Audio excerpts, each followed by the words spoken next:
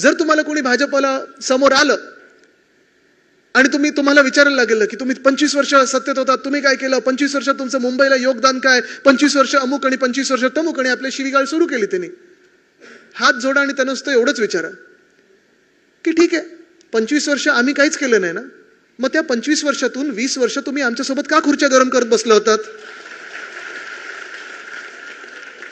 त्या दिवशी त्या फोटोजमध्ये काही ठराविक भाजपावाले दिसत होते. आता काय प्रॉब्लेम असा झालाय त्यांचा की सगळे जे खरी भाजपा होती, ज्या भाजपासोबत आपली युती होती, ते भाजपवालेच बिचारे आता गायब झालेत भाजपातून. जगातले सगळ्यात जास्ती भ्रष्टाचार करणारे जे लोक आहेत त्यांना सोबत घेऊन ठेवलेलं आहे, अवतीभोवती बसवलेलं आहे. पण जी खरी भारतीय जनता पार्टी होती, वाजपेयी साहेबांची असेल, अडवाणी साहेबांची असेल, मुंडे काका असतील, महाजन काका असतील, ह्यांची भाजपा दिसतच नाही.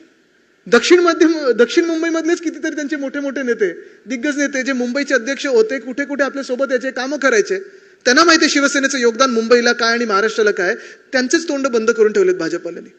आणि म्हणून जे कुणाल कामरा नेहमी बोलतो ना, जे पूर्ण सगळं काही शो झाल्यानंतर की इसमें मैंने गाली किसको दी, अगर आपको दी होगी तो पता कैसे चला की आप ही को दी है.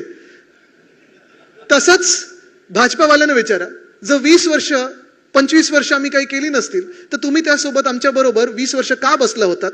आम्ही जर काही करत नसतो तर का सोबत होतात? आणि काही केलं असेल तर तुम्ही आम्हाला शिवी का देता आणि प्रश्न का विचारताय?